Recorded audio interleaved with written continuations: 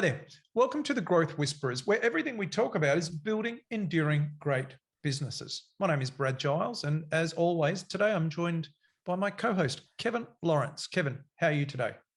I'm doing great, Brad. As always, I'm always great. You know, that's my default answer, but actually I am doing very, very good today. Oh, that's good to hear. That's good to hear. Yeah. And so what do we have today? Today, we've got an interesting and perhaps controversial subject for some people. What are we talking about here today, Kevin? We're talking about how the CEO is a one-trick pony, as we like to call it in the West or the North, a one-trick pony. And basically the CEO only has one tool at their disposal. And unfortunately, it's one that they often hate. Oh, yes. Oh, yes. The CEO has only one tool. It's an interesting concept, but when I've run it past CEOs, they've gotten it and they've said, oh, it's so unfair, but it makes so much sense. And it's before we disclose, it's because they didn't start their careers. I'm hoping I get to do this all day, every day. It's on no one's I can't wait to list. It's not like I want to be an ice cream sampler. I want to be a car test driver, or, you know, I want to build amazing houses, or, you know, spectacular developments. This never makes it on the list of aspirations people have when they're starting up. No. And for a lot of people, they walk out of a meeting saying, oh my God, what a waste of my time. A lot of people in any role, Yes. Even the CEO role, they walk out and they go, oh, what a waste of my time. And you and I have spoken about this before, this subject of meetings. Yeah. But yes. Here's the thing. Well, spoiler alert, the one tool is meetings, just in case you haven't caught on yet. And we're talking about how meetings is the only tool. That's the one trick pony. It's called meetings. Sorry, continue on, Brad. No. That was the punchline I was just about to deliver. Oh. Thank you. Well, usually when you're delivering a punchline, you don't like use the word before you get to it. In Canada. Maybe you guys are backwards down there, but in Canada, that's not how we do it. I'll make a note of that one. Thank you. Okay. All right. Good. So we know that if you are a carpenter, you've got what, 50 or 100 or 150 tools in your tool chest. If you're a bricklayer, you got 20, 30, 40 tools. If you're an electrician, you got 100 tools. But when you're an electrician, I don't know if those numbers are correct, but we understand what you're saying. I just made them up. Yeah. I just made them up. Yeah, but they sound a little high to me, but I'm going to go with it, Brad. Yeah. So as I build up more toward the punchline, look, the key is that a lot of people in different professions or roles have a lot of tools to do their work. Yes. To make an impact, to execute what they need to achieve. But the CEO has only one thing, and that is meetings. It is the meetings that they run that gets things done. And their job is to get things done, or to get other people to get things done.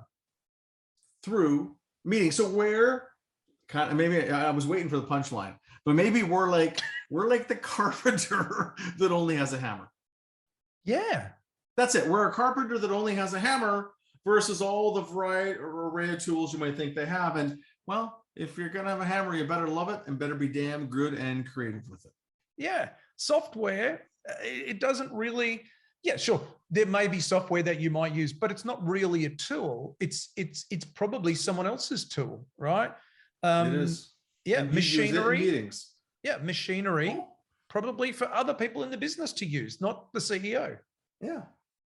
So, you know, there is something we talked about in the episode last week, which is arguably another tool a CEO has, which is thinking, right? We did a whole episode 113. That's all about think time. And you might want to take a listen to that it's not really a tool. It's just a discipline, but this tool is the CEO and basically most senior leaders only tool. And a lot of people say when they get into I see it all the time in companies as they grow, all they do, I'm just in meetings all day long. Duh. That's really your job description. For most executives and people, they should have a bit of time of thinking, but generally they are meeting all day, every day, unless they have time blocked off for thinking or something else. That is because really, as a senior exec or a CEO, you're not supposed to, quote, do work. You're supposed to review and debate other people's work. So it is the most important part of a CEO's job, and it's almost their only tool. And what we really wanted you to get today is, yes, it's your only tool. I'm sorry, that's all you got. And you should love meetings, and you should freaking hate them too. All meetings are not created equal. And you should learn to love some, the ones that are effective, and use them as templates and models for others. And you should hate the ones that are time wasting or draining or ineffective, and then use those as catalysts to get them fixed. Because, you know, as companies grow, meetings become a problem on a regular basis. Interestingly, even with my own team today, I reworked with one of my teammates. I like to collaborate. Our weekly meeting, because it was getting stale. I could feel it, and we went and tweaked it, and we had a really effective, it was a notably better meeting today because we worked the agenda for a while to make it tighter. So point being, you should love them and you should hate them. And we're going to walk you through some things to help you to be what we call a meeting master today. That's what we're going to dig into, some things that really... A meeting master. Wow. A meeting master, you know, like a kung fu master. You can like kung fu your meetings. That sounds so cheesy. Yeah, it does. But we're breaking it up into 3 categories. And the first one is the most important one, I think. It's the prep. How do you set up for a good meeting? Then how do you host a good meeting? And then how do you close off and get the value out? And just as a side note, so I'm preparing for a 2-day strat planning meeting. A CEO said, hey, I really need your help, and I need someone to come in and kick some ass and realign some things in our company. And as I'm not a patient personality, I kind of like projects we have to really come in and fairly quickly move through. But I'm going to come in and spend 2 days with this company, awesome people, and I know some of them from other things in the past. I'm already 6 or 7 hours into understanding their situation and just building the agenda. Yep. I got another 3 or 4 to get ready. So just for a strategic planning meeting, which I have probably run, Brad, 1,000 of these meetings, at least a couple of thousand. Yeah. You know, I'm already 8 hours into preparation, a couple of, you know, and, you know, deep research and a bunch of, but just the preparation of the agenda. It'll be 8 hours. Yeah. So no agenda, no attender, right? That's the blanket rule. If you're not going to give an agenda for a meeting, then don't go. Here's the worst thing. When someone walks into a meeting and sits down and says, all right, so what are we going to talk about today? Yeah. I don't want to be in those meetings. I don't want to be there. Stand up. See you later. I got other things to do. If you're not going to come prepared, if the people aren't going to come prepared to the meeting, it's probably not going to be a good meeting. Okay. So you said before, you got to learn to love them. You got to learn to hate them. I'm going to apply a different lens to that, which is it's a hell yes meeting or it's a hell no meeting. Love it. And if people aren't coming prepared, it's probably going to be a hell no meeting. And so, and because they're more likely to waste your time and make it ineffective. Yes. And it's so easy to do, especially when you're not prepared. Yep. And so as an example today, one of the execs that we work with sent me a note. Kevin, I need clarity on this thing we're implementing. Here's what it is. Here's what I'm unsure of. Can we chat for a few minutes? So we had an amazingly effective 5-minute meeting because he had one question. He also had the head of HR sitting beside him. We went through it, done. But it was crystal clear what we're covering. And it was awesome. So this goes into short, and next one is short and long, the short and long of it. Set the minimum time needed. Like, I love a 5-minute meeting. And I think a lot of meetings can be handled in 5 minutes. Like that one I had today was an excellent 5-minute meeting. And sometimes you need a 3-hour meeting or a 2 or 3 day meeting, depending on the topic. Sometimes you need a lot of debate and to work through things. So this is the art. short enough tactically to get it done. And then sometimes you need more time or a different form when you really got to debate and to get to something core that's either a critical decision or you need to get alignment and buy-in or something else. Yeah, but it's a part of the agenda. It's a part of the preparation for the agenda. If you're not thinking about the agenda beforehand, you're probably not going to have a good meeting. And part of that thinking and establishing that agenda is we need to have an hour to talk about that subject and to do it properly so that we can come up with the answers. And in terms of prep, one of the keys is that you've got to know what is the decision that we need to make. Yes. Like we're going to have a meeting, not because we like meeting, because we need to make decisions. Like what are the outcomes of this meeting that we're going to get to? Perfect. Yeah. So the next one is that, and if it's possible, don't have a meeting. Like you don't always need a meeting. You can chat with somebody for a couple of minutes. You can say, hey, just stick behind for a couple of minutes and send an email or whatever it happens to be in your culture. But sometimes you don't need a meeting. You just need a quick call or a one-on-one conversation. Yeah. And think about the return on investment for the attendees. You got 5 people in a meeting. Are 2 or 3 of them not really going to add any value? And how much is each person going to cost? Each person, it might cost $200, $300, $400 for them to come in for an hour or 2. And they're going to be sitting around. They're going to, on 4 occasions, say something small like that you're not getting the ROI from those people. And then there's the opportunity cost because they could be doing other high value work. Yeah. And they often slow down the meeting. The more people in the meeting, generally, the longer it takes to get stuff sorted. And there's a balance there, right? Enough people to get the right decision, but also enough to have enough alignment and buy-in to get it done. The other thing to consider in these meetings is knowing who the decision maker is. And a lot of people use like RACI. We did a podcast on RACI in the past, but responsible, accountable, consulting, informed. Yeah. Sometimes there's people that are on the informed list that want to be in a meeting, and that's not a great use of time. So basically discipline on curate the list, let's say. Okay. So the next one is pre-work or reading. Oftentimes you can actually have a more effective meeting if you send something for someone to read or to do. If you go to a board meeting, for example, you will be expected to read the board pack beforehand. There's no reason that shouldn't that shouldn't apply to another meeting in your organization. It doesn't need to be except for the fact that it normally doesn't work. most companies of that are that I've seen that are in the dozens or hundreds of employees don't have that kind of operational discipline, most, to read the pre-reading. Some do. It's, and so that's why some companies, and I think it's Bezos at Amazon, that they have a reading slot in the beginning of the meeting. People write a 4-page memo. They read it in the meeting before they discuss it. So, hey, best case scenario, have people read it in advance. That is the best and most disciplined. But you might need a plan B in case it doesn't work in your culture. I'll move on. Timekeeping. Finish on time. Start on time, finish on time. Yes.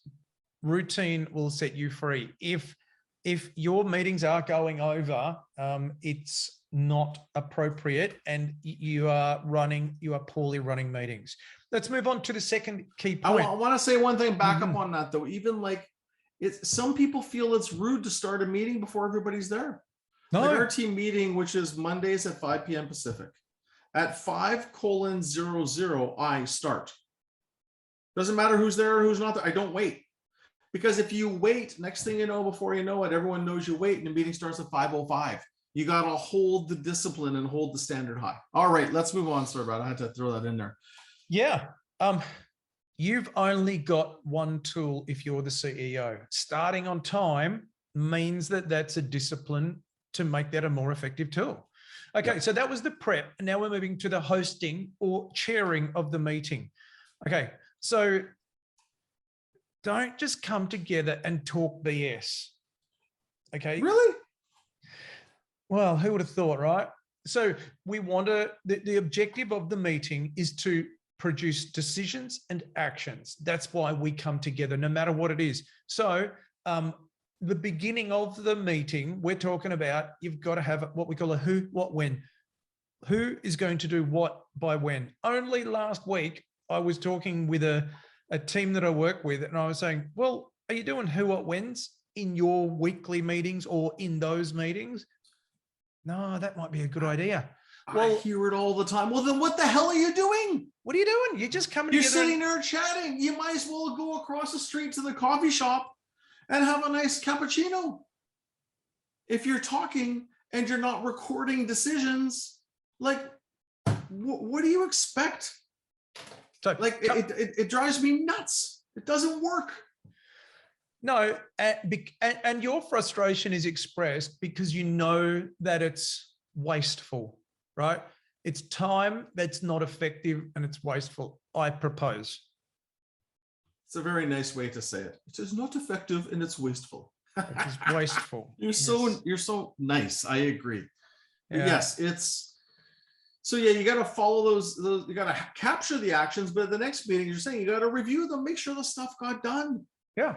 And yeah, you got it. All right. And even like, again, simple things at the end of the meeting, review the actions that have all been committed to, and then someone sends it out to everyone relevant. So for today and our weekly meeting, we do a pretty damn good job.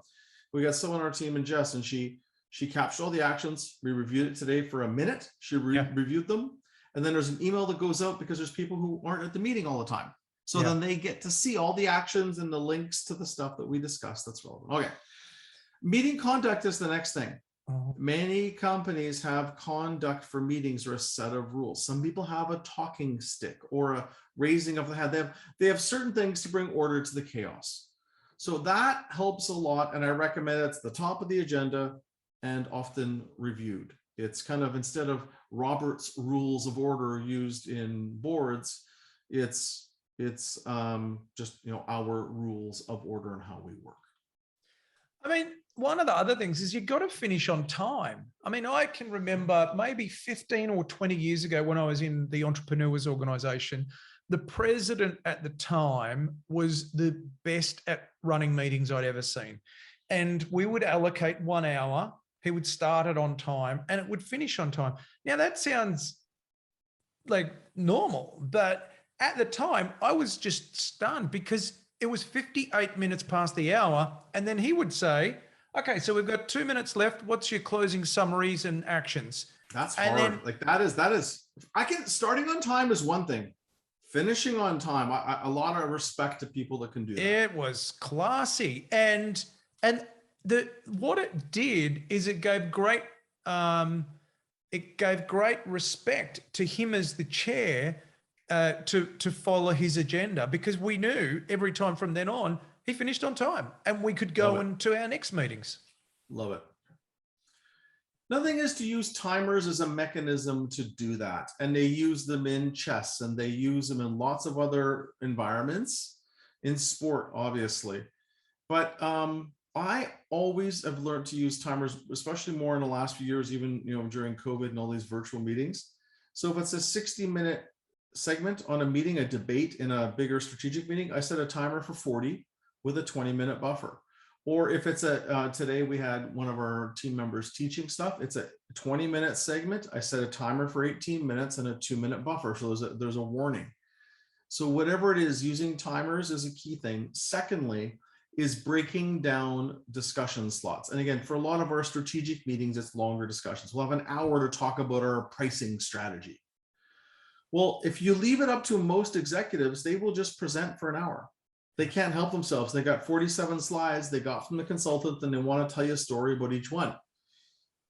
I recommend is that we say, okay, you've got 10 minutes to present the most important stuff, or 20 maximum, and then a whole bunch of discussion time so that it's not all blah, blah, blah, because the value is the discussion, not so much the presentation. So whatever it is, timers, parameters, all that stuff.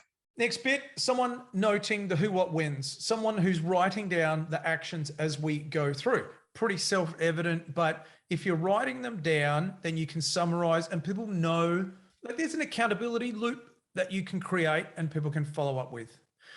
And then the next one is managing the traffic and the chaos. There's always people who want to go off into a rabbit hole. And it's like, oh, what about that? And then someone, and oh my God, can I just speak off the record a little bit here? Yesterday I ran a workshop and there was someone in there. I'm not going to say which workshop or which team it was or which person, but every 10 minutes, this individual would want to go off and just bring in a completely random subject. Hey, by the way, thanks, Jack. Let's come back to the question at hand. Like, you have to learn how to, I don't know the right word, but wrestle the agenda. And there's those people that love to hear themselves talk, and it just drives you bonkers. Oh, I did it all day yesterday. I've been doing it for 15 years, right? I get it. I can handle these situations, as you know, but there are people as a CEO, if you've only got one tool, you've got to be able to rein those people back in really quickly. And so I got some key phrases, and I even do things like I will stand up, which changes the energy in the room. Yeah. I'll raise my stand. I'll walk over to the person when you're, and put my hand on their shoulder or something if that's appropriate. I'll do phrases. Hey, 2 minutes left. I will just, in the middle of them talking, I will, like I did with you, how does that rate to the discussion? Hey, back to the question at hand, like I did. Hey, by the way, Jack and John, can you take that offline? I don't think this is relevant to what we're doing right now. Hey, and see us on the break if you want some help. Oh, hey, let's add that to the parking lot. Squirrel, random thought. Let's write that down. Yeah. Hey, and one of my favorites. Hey, can you just re-say that in one sentence? Because you got one of these ramblers, and there's probably something relevant in the point, but no one's listening anymore. No. So somehow you have to come back to the agenda. Good. So can you say that in one sentence? No, look, it would be remiss of me not to hang shit on you for that. Of course. So look, I think that's our key points, really. At the end, in terms of the second point, we've got the prep, the hosting, and then we've got the closing. So in closing, like, you want to do it on time. Okay. You want to clarify and repeat the who, what, when.